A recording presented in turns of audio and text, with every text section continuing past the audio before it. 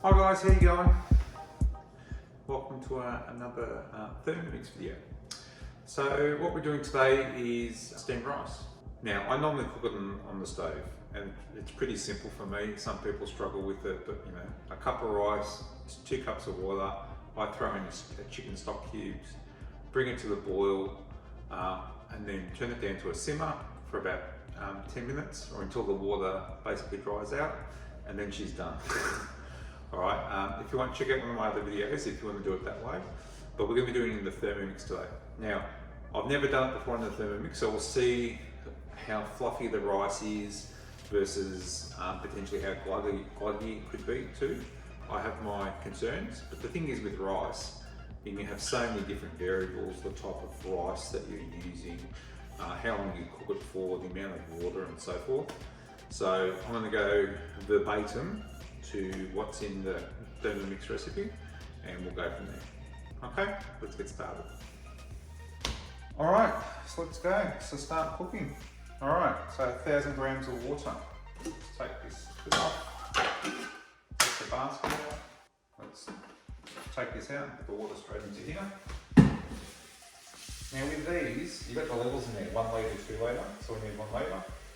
Again, you can measure it on the scale if you want, but this is just as simple.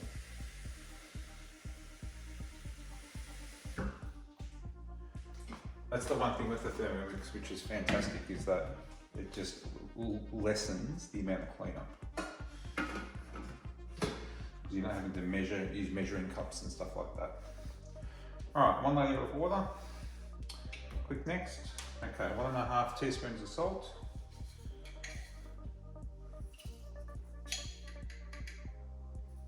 I've never put salt in my water before, but I do throw in the chicken stock cube normally.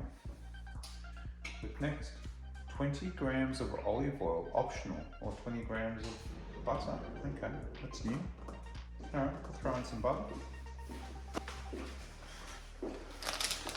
Tear the scales.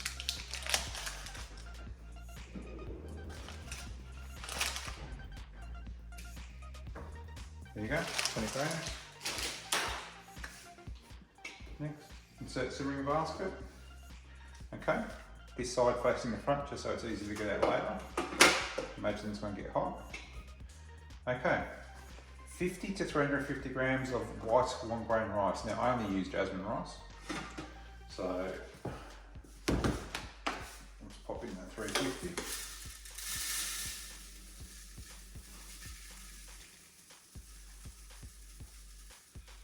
Again, I normally don't measure my rice, I just normally cook a cup, and a cup tends to be plenty.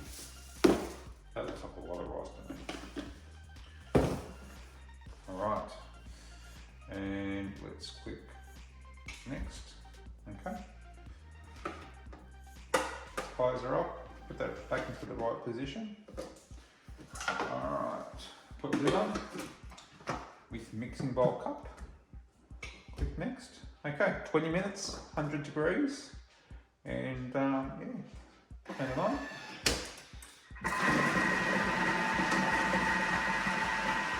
See what happens.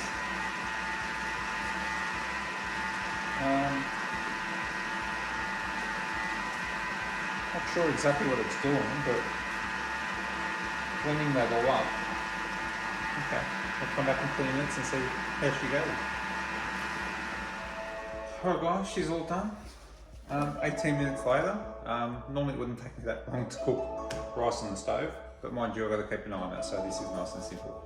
Meanwhile, I've been getting my chicken curry cut through ready. So if you want to check out that recipe, go check out my channel. Alright, let's press next. Okay, remove simmering basket with aid of spatula. Okay, so we're going to take lid off.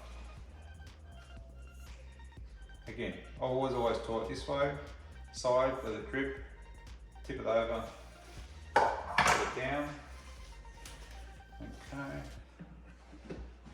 okay, lock that in. Alright.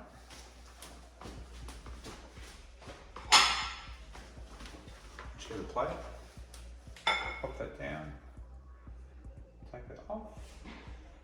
Okay, pop it down. have a closer look. All right, is that the taste test?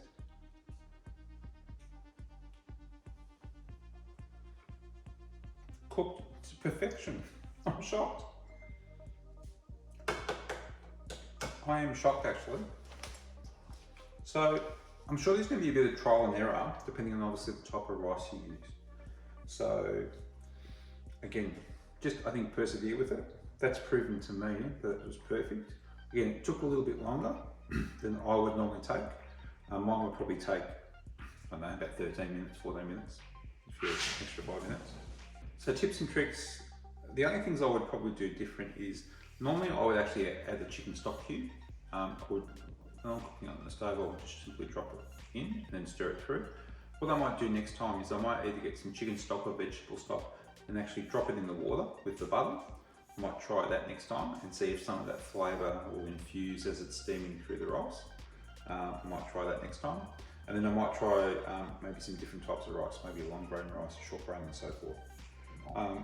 And other things I normally do too with my rice is sometimes I'll actually pre-make rice and then I'll portion it and actually throw it in the freezer and freeze it.